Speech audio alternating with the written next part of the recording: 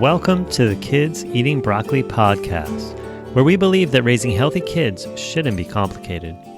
Our mission is to inspire 20 million families worldwide to take the steps to raise the healthiest generation in our history. We'll interview some of the world's leading experts in nutrition, human potential, and children's health, as well as extraordinary chefs and foodies to gain insight into simple, fun, and creative ways to introduce natural health into homes across this planet.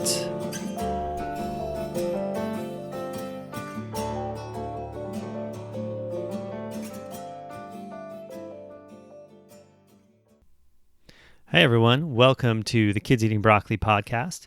For today's interview, we have Malcolm Saunders. Malcolm Saunders' mission is to help you connect more deeply to yourself, your food, and the world around you. He's worked in the field of food and nutrition for close to 20 years and is the owner and creative visionary of the Light Cellar. As a public speaker and intuitive chef, he specializes in sharing the alchemy of superfoods and super herbs. Through his videos, workshops, and seminars, he's helped thousands of individuals recreate their relationship to food. Malcolm's passion is inspiring, and he will share with you the expertise of how you can make your own energizing and healing foods, such as chocolate, elixirs, and ferments. Malcolm's desire is to inspire others to live and eat from a space that honors the sacredness of all life, illuminating the power of influence our food choices have on ourselves, other beings, and the planet we live on. You can find his work at thelightcellar.ca and malcolmsaunders.com. Malcolm joined us today, and we talk a lot about making our own healthy foods at home, our own ferments, and at the end of the interview, we touch on chocolate. Well, thanks so much for joining us, Malcolm. How's it going today? I'm doing awesome. Yeah, thank you so much for having me on. And it's fun that we're live on Facebook too. That's great. Yeah, awesome. Well, why don't we start out? I always like to start out letting you tell us a little bit about you, and from the perspective of how did you get to where you are today, doing what you're doing. Yeah, interesting. I probably one of the least likely people to be, considered an expert on food nutrition, considering, how I was raised and where I've come from in regards to my diet. Grew up eating standard American diet, lots of junk food, fast food, and both my parents are British actually. My mother's Scottish, who did most of the preparing of food in the home. So you can imagine the type of meals and cuisine we did have: meat and potatoes. And it was actually when I was 16 that I really began my journey with food nutrition and began to make choices for myself.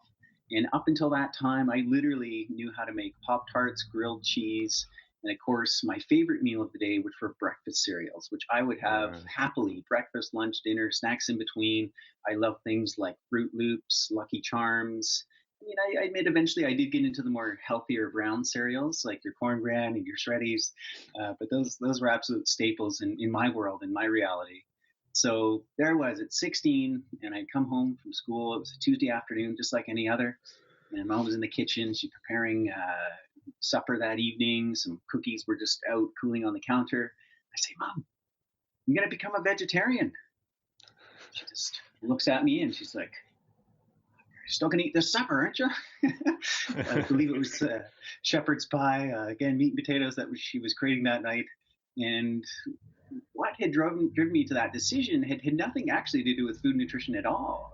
At that time, I was a very kind of young idealist and was looking to, how could I save the world, right? In that sense. And today you can watch documentaries and you can read books all about how this theory that, eating a plant-based diet is more sustainable and better for the environment. So I jumped on that, wholeheartedly, and literally overnight went from eating meat and potatoes to just potatoes, and it did not go so well.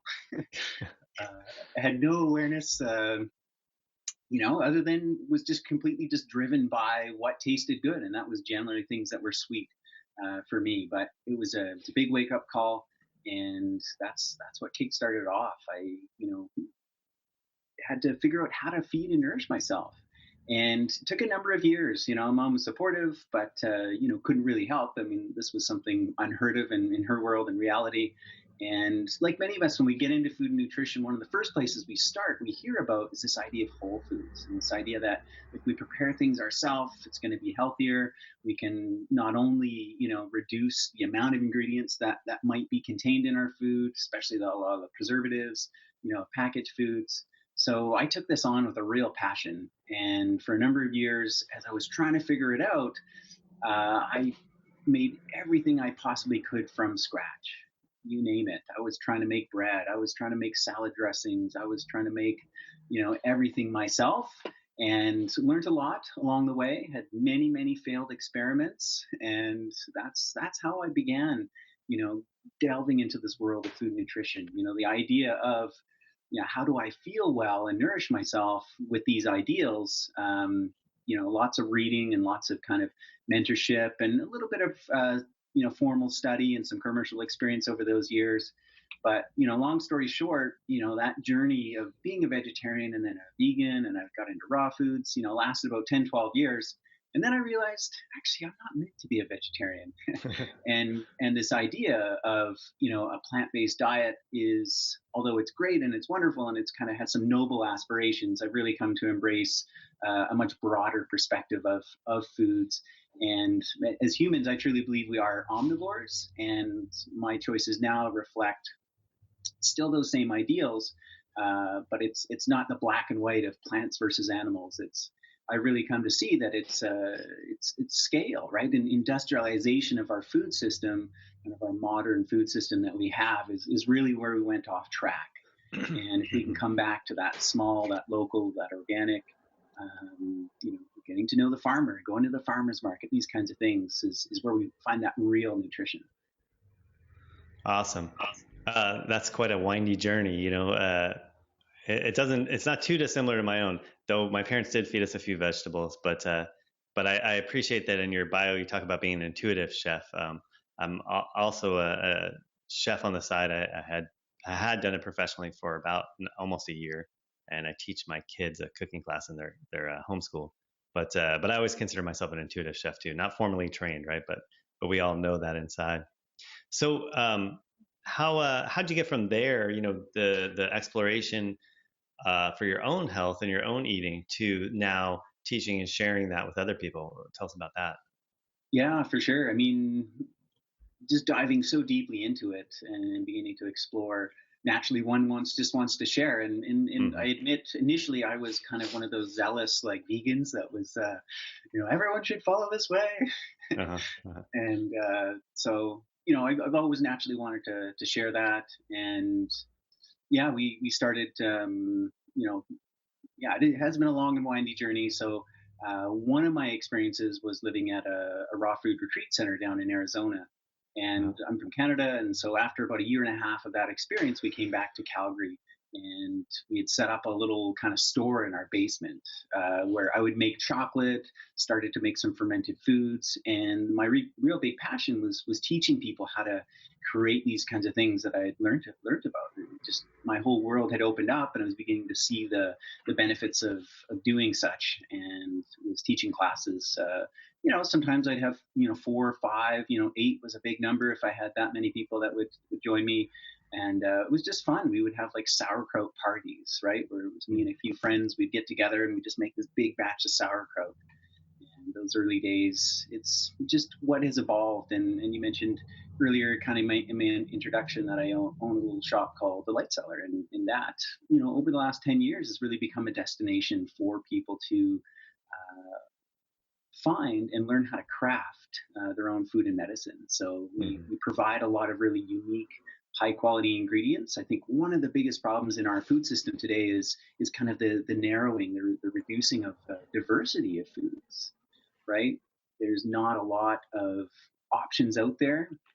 One of my early mentors when I was living in college, he gave me this great advice, which is to stick to the perimeter of the grocery store, right? And this idea of the whole foods, that's where your fruits and vegetable are, versus the inside. A lot of that's your packaged, your processed foods, which most of it is made out of wheat, corn, soy.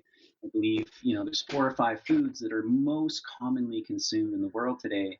And, we're losing that diversity of food. So I've been on this mission, this path to kind of help provide that. Because when I moved back to Calgary, it just wasn't available. The foods that I was into and gotten used to eating, you couldn't find them in the grocery stores, and that's changing a lot now. I mean, thank God we have a wonderful, kind of growing health food movement. Like I mentioned, farmers markets. That access and that diversity is growing a lot. But 10 years ago, it was a totally different scene, and I'm sure you remember it as well. Yeah, absolutely. It's just making me think of I grew up on the East Coast in the Washington, D.C. area. And so growing up, in my awareness, there were three types of apples, Red Delicious, Granny Smith, and occasionally a Golden Delicious. And now I live in Washington, and you almost can't even find those three varieties. But I had no idea there were hundreds of varieties of, apples. And it really shows, in how, narrow, like you're talking about, how narrow the diversity is, just in one example of apples right there. Yeah, Yeah. Well, and I mean, there's got to be timing too, because it seems like recently in the last few years, the focus and understanding or re-understanding, I guess, about, fermented foods, for example, has sort of, really come to the forefront where maybe 10, 15, 20 years ago, no one was really talking about it, at least that I'm aware of very much. And, but it's also certainly out of necessity, and in kids eating broccoli, we obviously focus on, kids and parents and families making lifestyle changes, and it's such a needed thing, that learning how to, make our own fermented foods. And great, it's great that it's actually available in stores more now. But I mean, to be able to understand how to do that, and really how simple it can be, um, to incorporate that into your household. So I think what I'd love to learn a little bit from you is for the parents who are sort of just getting started, who know they want to make these changes, but kind of don't know where to start. What would be some good places to do that? yeah, wonderful. Well, I love that you brought up fermented foods because I think that is such a key, important place to start. Again, like I mentioned, that industrialization of our food system, all cultures all around the world fermented their foods. It's a part of our diet. I teach the four food groups, which I don't know what you have down in the States, but here in Canada, it's thankfully I've forgotten them. I don't even know what they are, but that's what we were taught, and they were born out of wartime, right? This idea of, keep Canadians healthy, like let's create this food guide, and that's changed and morphed over the years, but we're realizing it's not complete, it's not sufficient. So there's another four food groups that I teach, which are again coming back to us being omnivores: plants, animals, bacteria, and fungi. And if you think, wow, like for me as a child, you said to me, Malcolm, what do you think about these four food groups? I would have said, okay, well, plants, I eat oranges, I eat bananas, broccoli once in a while, these types of things. I get my grains in there. So check, I'm all good with that. And then I'd look at the animal kingdom and I'd say, oh, well, I eat, ground beef, I eat pork, I eat chicken breasts, this kind of thing. So I must be good there. And then bacteria, what do you mean by this? Oh, fermented Mm-hmm. foods. Oh, okay. Does my yop count that I would take to school in my little yogurt drink, or the orange cheese? Is that a bacteria food? And of course, fungi, which we may not get to today, but this is idea of mushrooms, and we have our culinary mushrooms like our white buttons, our brown buttons, portobellos, shiitakes, this kind of things. There's a whole kingdom there of medicinal mushrooms, and it's definitely another conversation. I think we should really zero in on fermented foods, this idea of bacteria as a food group, because they're quintessential to our body and to our health. And up until just in the last couple of generations, we've seen this loss of fermented foods, and part of it is the industrialization of our food system. Large corporations that are manufacturing our food that are more concerned about shelf life, stability, mass production than they are about health, flavor, nutrition. Um, you know, so there's been a loss there, as well as you and I, if we're living back in the day, it was absolutely essential to ferment our food just for preservation of the harvest. Mm-hmm. And once refrigerators came along, and we could just go to the grocery store anytime and buy whatever we wanted, slowly that became less important or required. And what we've learned over the last few decades, and we're beginning to see it more and more, are the ramifications of not fermenting, as an example, right? And not having that connection to our food. And like you say, like thank goodness that we're waking up and there's this revival back to fermented foods. there are threads of it, like I did still grew up eating yogurt and cheese and these types of things, but the whole diversity of fermented foods is very vast. And what they do is, apart from being a way to preserve our food, they really provide us with probiotics, right? This idea of these friendly bacteria, of which, you and I and everyone listening, we're actually more bacteria than we are human cells by a factor of 10 to 1. So we have this Wow. symbiotic relationship that's absolutely essential and key, not only for our digestive health, but our immune system. And now a lot of the research is suggesting, in terms of our kind of mental and emotional health, our ability to focus, our ability to, just have a kind of a calm demeanor. There's this whole gut brain connection that we're discovering that influences a lot. And one of the best ways to kind of maintain that, what's called the microbiome, the health of your own kind of internal ecosystem of these good, friendly bacteria, is through consuming fermented foods, living foods that have those living bacteria, those probiotics. And, for me, I had no concept of this. And when I was first introduced to it, I started, whoa, okay, probiotics. I better go to the store and I better buy that little, bottle of pills and start taking them. And it wasn't until a number of years later, it was like, oh, wow, I can actually get this in my food. So this is really key, and especially for kids. And there's more and more research coming out how even things like ADD or ADHD and this whole kind of autism spectrum, a lot of behavioral things that you wouldn't even think or even correlate to food and nutrition, are actually related to the gut and related to having these healthy bacteria. And, this whole progression, it was okay from our parents, our grandparents kind of generation, where they were, a little bit more connected to the food system, pre-war times, etc. But as we've gone through generation after generation, maybe our parents did okay, but once you get to my generation, now, you and I, we're having kids, it's beginning to show up a lot more. It's becoming a lot more important and pressing. And I think that's why we're all seeking and searching for those answers, because there's something that's been missing. And there's so much we could talk about, but I think fermented foods are a real key to our diet, and especially for kids. And if we can help them with that, bringing in those live fermented foods, and of course that could be as simple as eating yogurt, getting some nice cheeses, but there's lots else out there. I mean, we can even take example of bread, right? So bread, this is something that, described as the staff of life. It's been a staple around the world. People have been consuming this, but what's going on? What's happening with bread these days? Why are all these kind of quote unquote gluten sensitivities or even allergies? And one of the big problems here is that, for me, I grew up eating bread, just again, prepared in more of a modern way, where you take that wheat, grind it into flour, turn it into bread and bake it. Well, that's not how it's always been done. It's always been done through a fermentation process. So the idea of a sourdough. And this helps us actually digest the wheat or any type of grain that it's made from a lot better.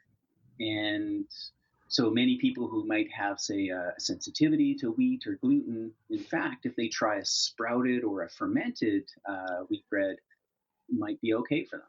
Not always the case, but most people, dairy is another example. A lot of dairy intolerance, sensitivities, but we're just consuming today, pure dairy. I used to drink, 2 liters, straight out the jug.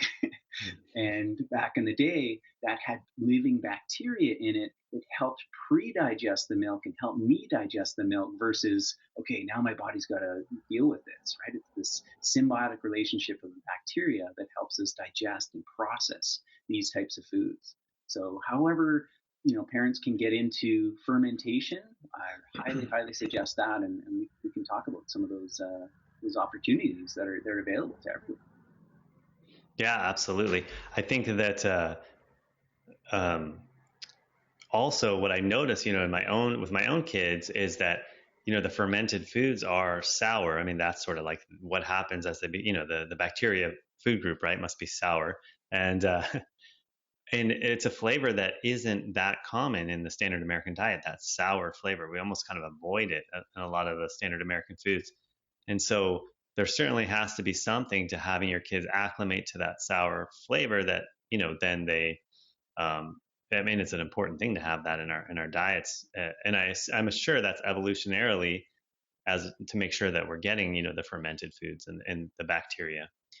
So yeah, I'd love to talk about what, just maybe the top couple ones, for someone who's like, all right, I'm in, that sounds great. I totally get, that this is important.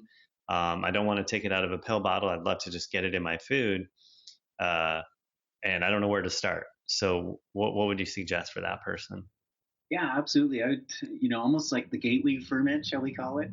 A Yeah. great starting place is sauerkraut, or Uh-huh. what's called lacto-fermented vegetables. And that can be in the form of things like cabbage that turned into sauerkraut, or even pickles. And you're absolutely right. Most ferments, they have a sour flavor to them. And the earlier we can introduce our children to that flavor, the better off they are. There's been studies that have shown that there's less of a desire for things like sweet later on in life, but you have more of a full palate. You've been exposed to bitter, you've been exposed to sour, you've been exposed to the full range of flavors that are available to us. But absolutely right. I mean, for me growing up, it was sugar, sugar, sugar, sweet, sweet, sweet, sweet. Salty was okay, but pretty much those were the two, Yeah. right? So sauerkraut is a great one. Pickles are another, and that could be cucumber pickles, carrot pickles. You can basically pickle any kind of vegetable, and absolutely, those are going to be sour. And just start with a little bit. See if your child's open to it. In fact, a lot of condiments, things like ketchup, for instance, mustard, relish, all these things actually once upon a time used to be fermented. And so there's a woman here, a naturopath in town, and what she teaches her clients, even if their kids are just like, on the Heinz, whatever it is, like, I mean, I grew up loving ketchup, I get it. It's a great thing to add as a condiment. You can actually add in a little bit of bacteria into that ketchup and do it fermented, So Huh. let's start with the most easy, basic way is you're using the kind of Heinz ketchup, maybe you can transition to, an organic ketchup. Great. You've made one step. Then into that organic ketchup, just drop in a few probiotic capsules and you let it sit out on the counter overnight, and that will begin to culture. There's a little bit of sugar in ketchup, and those probiotics those bacteria will digest that, and then they'll begin to ferment that ketchup. So you don't want to, ferment it too much, make it too sour, but just overnight on the counter, it'll just allows those bacteria to grow, help transform that ketchup a little bit. And now, super easy. You've got a probiotic ketchup that you've got on the table for your kids. So once it's fermented overnight, you put it back in the fridge, and you're good to go. Of course, you can make your own, and that's the other thing I really suggest is getting your kids involved. And it sounds like you do that as well, Brad, is, Mm-hmm. getting your kids in the kitchen. They're far more likely to be willing to try these new foods if they've helped create them, right? If they've been a part of the Right. process. And it's so wonderful to see. I mean, it's such an amazing experience, for your kids to take these vegetables or whatever it is that you're going to ferment. Maybe you're going to try making sourdough. Maybe you're going to try making tempeh, and you get the beans, and you see this transformation happen, and they're a part of that process. They're really going to want to try it at the end. And don't be discouraged if your child, even if they still are part of that process and they taste it, they're like, not their palate, not their flavor, try a different one and keep adding it in. Yeah. Yeah. I mean, they say that in researching, flavors, especially for kids, that it takes 12 to 16 interactions with a new flavor, so absolutely getting them involved and having them keep trying it a little bit, even if they don't like it at first. Because if you aren't, if you're eating sweet and then the other tastes sweet all the time, right?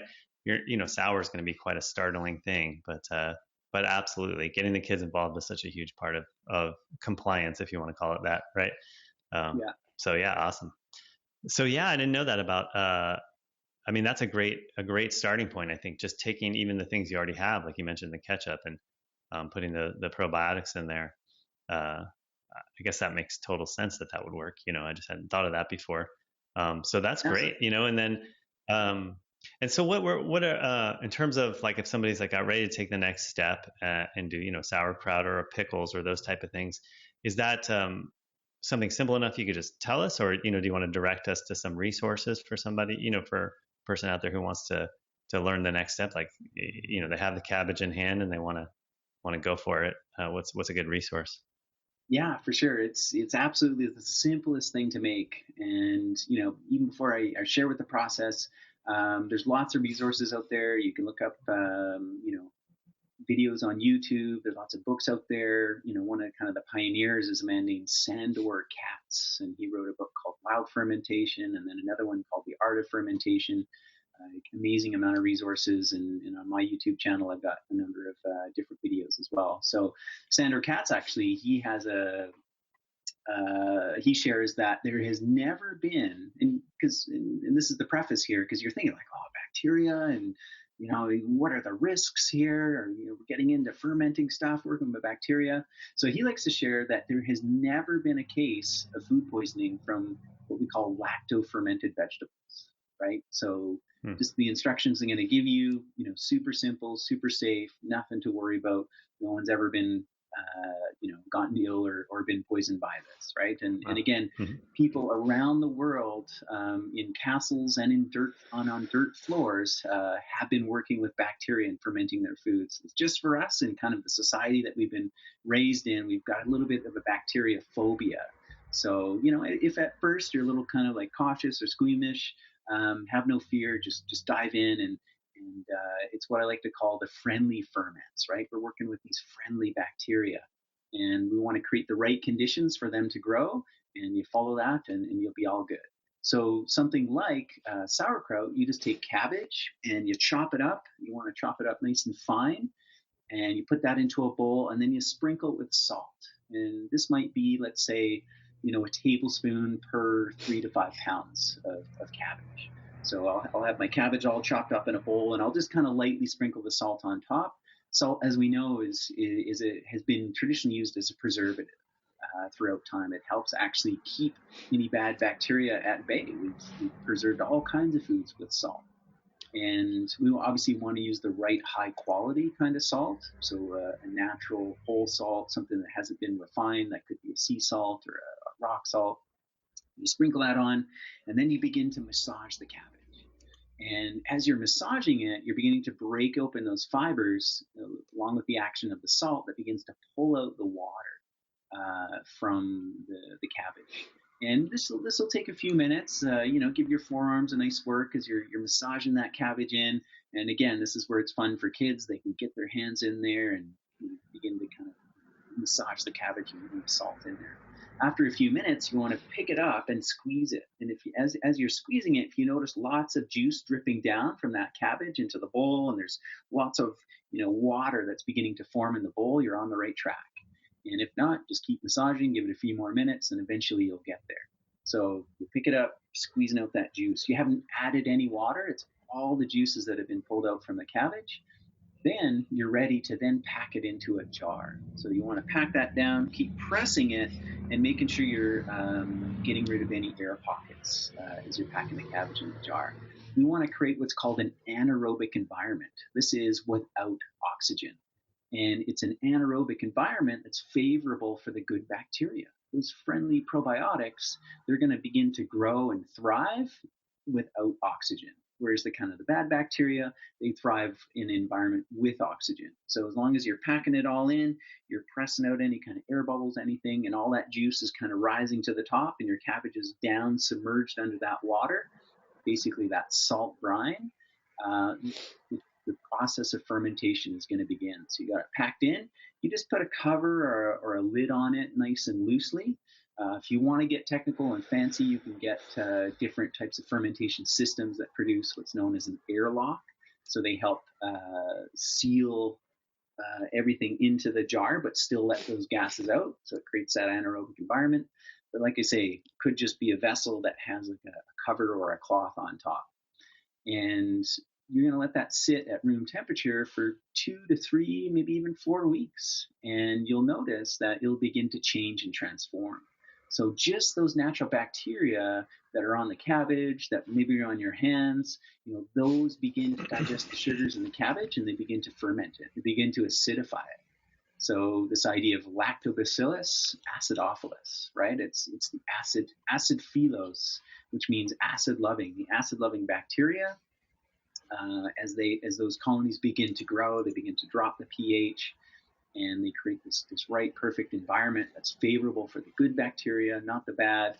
And as a result, we got this nice sauerkraut, sour vegetables as the end result. So that's sauerkraut, and pickles are even easier. So you would make a salt brine, which is just water. So take about a liter, and you can add 1 to 2 tablespoons of salt per liter, and you drop your vegetables in there. That could be carrots, that could be beets, it could be green beans, garlic. You can add some spices to it. You basically put those vegetables into the salt brine, and you let it sit on the counter for about 7 to 10 days, and that cultures. And what you'll notice after putting the vegetables into this clear salt water, as it begins to ferment, it becomes a little bit cloudy, and that's just a process of the natural fermentation. And 7 to 10 days later, you've got what's called these lacto-fermented pickles. So most people, probably grew up eating, Bix pickles or these types of things that are actually vinegar pickled. Doesn't have any living bacteria. The vegetables have just been put into vinegar, a highly acidic solution. But when you create your own pickles, you're just putting vegetables in salt water.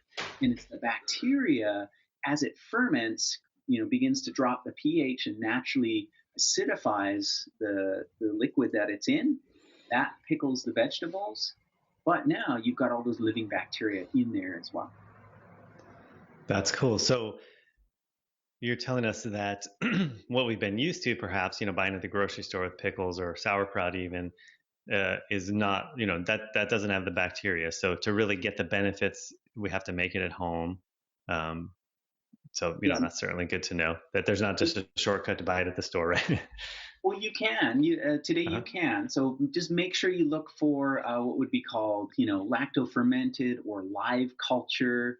Again, there's lots and lots of options out there where we can find someone, like my store, for instance. We've started producing on a small scale. So I love this kind of movement that's happening, from Wall Street to Main Street within the food industry.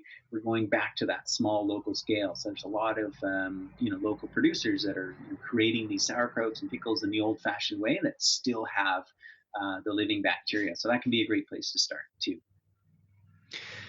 I've read that when you take probiotics in a pill form versus the process you're talking about, I think it was something to the extent of a tablespoon of homemade sauerkraut is equivalent to a whole bottle of those probiotics.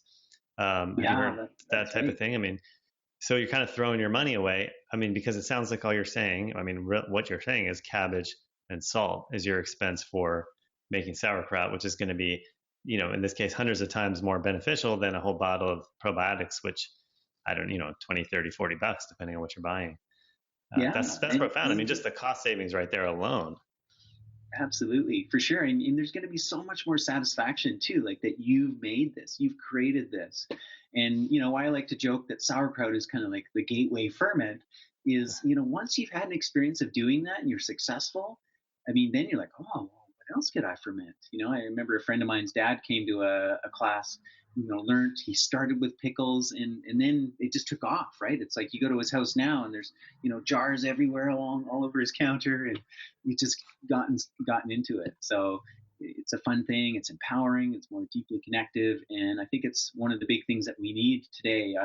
Even though at some point I tried to make everything I ate from scratch, I get it. It's not realistic. It's not what I do now. But I try to make as much as I can, and I pick and choose. There's things that I really love and enjoy making, and that's my thing. That's my craft.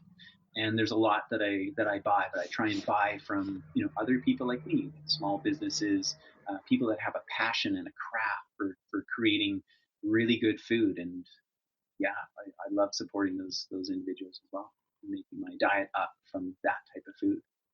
Yeah. Well, and it can inspire creativity. Where I live, we do have a couple of different local producers who make, ferments. And the mixtures of flavors that come up with, I wouldn't have thought of myself. But then we'll get one, and everyone, the whole family will like it. And be like, okay, we got to figure out how to make this ourselves, But that, inspired from their creativity. It's pretty cool. Yeah, absolutely. And, when we're talking about that culinary diversity, right? So, if someone's never had pickles or sauerkraut, here's a new food that's coming in. But then, just exactly like you're saying, like, what else could you add to it, right? We often make sauerkraut with sea vegetables, for instance. So if your kid's got, a palate for sauerkraut, awesome. What other foods that aren't in your everyday that could now be included in the sauerkraut that will add that, that deeper level and spectrum of nutrition? Totally. And I can totally attest personally to some of the things you were saying. For example, when you do it yourself and then you're successful, it just inspires you to do more. We've had that experience in our household. I learned about fermenting years ago from reading Nourishing Traditions, Sally Fallon's book. I don't know if you've read that one. Yeah. And similar to what you're saying about how traditional cultures all fermented their foods, had that as part of their diet. And then certainly getting the kids involved, when they're in there beating up the sauerkraut, the cabbage to make the sauerkraut, they can't wait to, they're asking, oh, is it ready yet? When's that going to be ready? Seeing it up on top of the fridge or wherever we keep it. So they definitely get more excited and more into, um, eating it once it's ready. So I can totally, absolutely what you're saying is what I've experienced in my own, family. Yeah. Awesome. So now I can't, we're getting close to the end. I can't let you get away without at least touching on chocolate a little bit. My wife will kill me if I don't, because that's in your bio, right? And so, not the super Reader Digest version, but tell us a little bit about that. I mean, that's something you obviously highlight as something you do, and in relationship to, the other, highly nutritious things you're up to. How does that fit in? Because, in hearing that, some people might be like, chocolate, how's that a healthy thing, right? And so could you tell us a little bit about what you're up to with that?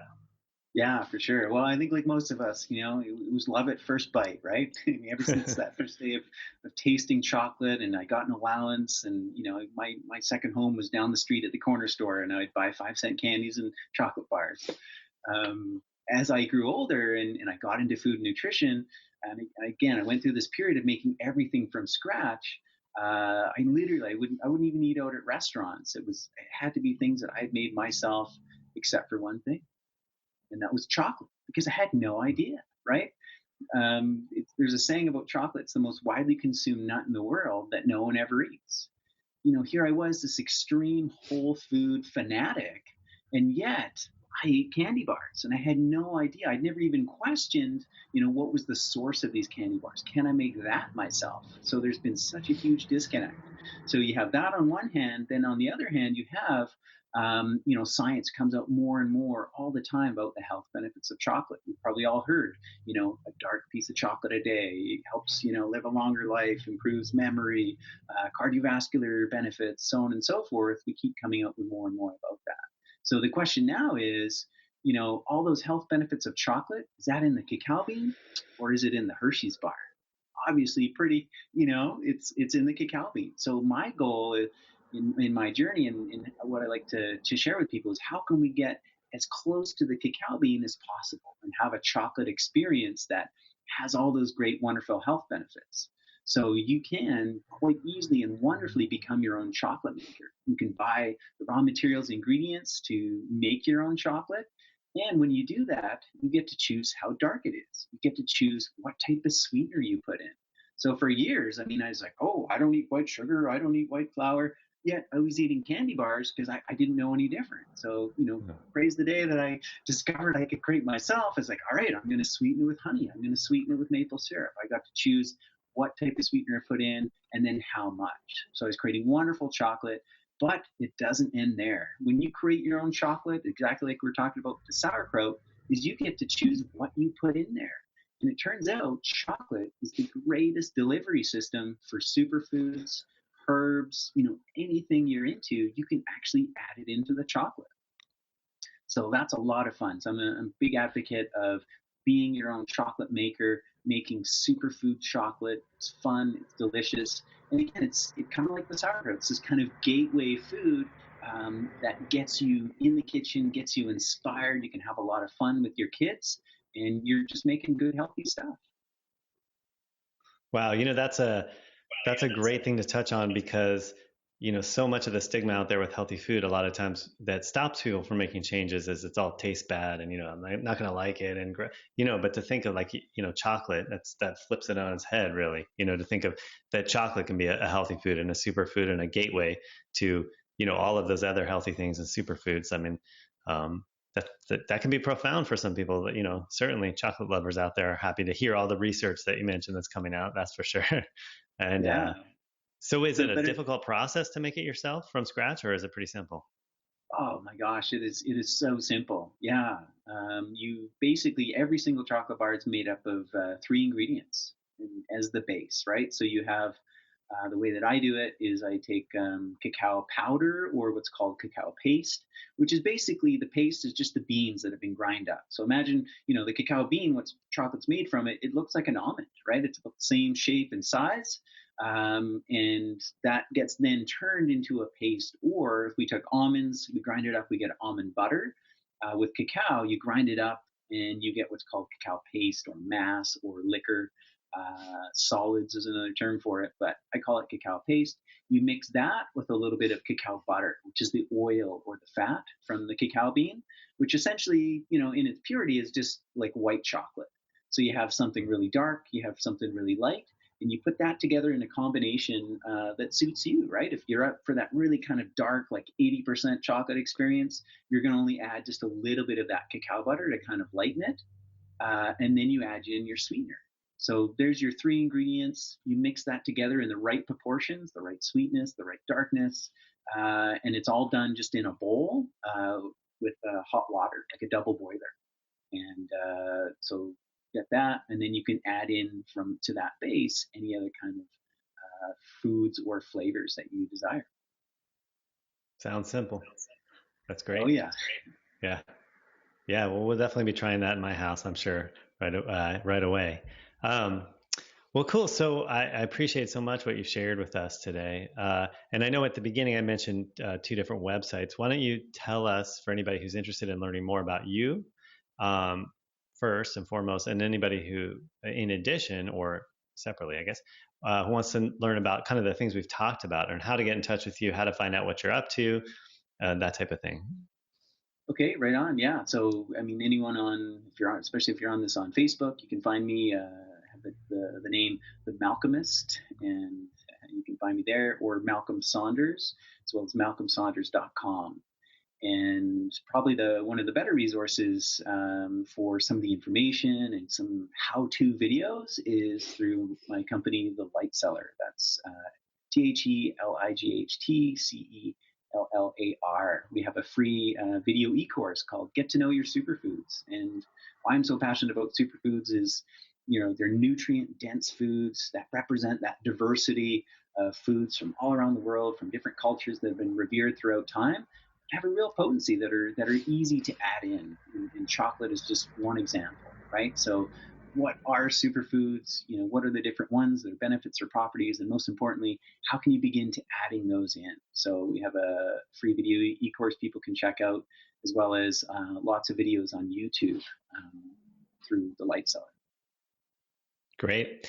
And do you actively teach like classes or things like that right now? Is that something you're doing Yeah, seminars at and that type yeah, of stuff? absolutely. So anyone in the Calgary area, we have a learning kitchen that's upstairs on top of the Light Cellar, and we run anywhere from probably 3 to 5 classes a week. Myself, I'm teaching several times a month, and eventually we're going to get online. We're so far kind of the teaching is just done on more short snippets through video, but Uh-huh. we're going to get into online courses at some point as well. So if you're in the Calgary area, Cool. come visit the Light Cellar. And if not, connect with us online. Awesome. Yeah, I'm not in the Calgary area, so I'm looking forward to when you start doing the online classes because that'll be cool. I'll look forward to that for sure.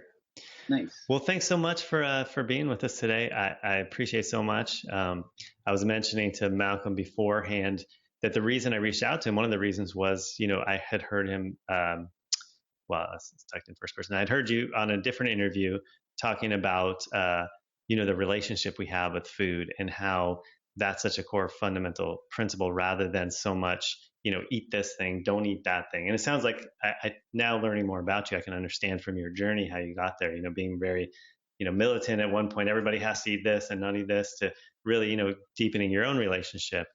And I think that that's so wonderful because that's so in line with my mission in terms of, the Kids Eating Broccoli podcast and just understanding that we all really have that knowing built in. And so our best job as individuals and as parents with our kids is just to do the things we need to help, make that voice louder. And a lot of that is, don't eat this or do eat this, but with the fundamental principle of really just getting back to being able to hear that inner voice.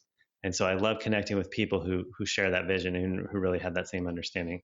So double appreciate having you on today for that as well. Cool. And just knowing more people out there that are seeing things in that way too. So thank you very much. Okay, right on. If you enjoyed this episode of Kids Eating Broccoli podcast, connect with us online. You can find us on Facebook at Kids Eating Broccoli Podcast or at Dr. Brad Ellisor DC. You can also go to our website, drellisor.com. That's DOCTORELLISOR.com. Go to iTunes and leave us a review and a rating, or on Stitcher. And be sure to keep in touch with us so you can hear the next episode. Sign up for our mailing list or like us on Facebook. You guys take care now, and let's make the next generation the best generation.